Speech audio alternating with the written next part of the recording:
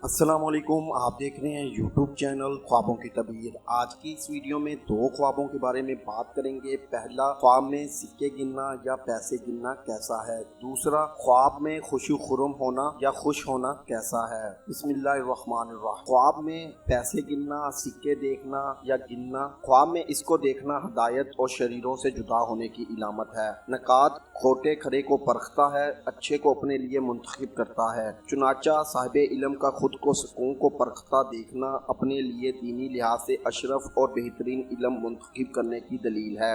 अगर साहिब ख्वाब दुनियादार है तो वो अपने लिए दुनिया में बेहतरीन शय मुंतखब करेगा, और अगर साहिब हुकूमत है तो ये अपने लिए बेहतरीन मुमलिकत इख्तियार करने की इलामत है।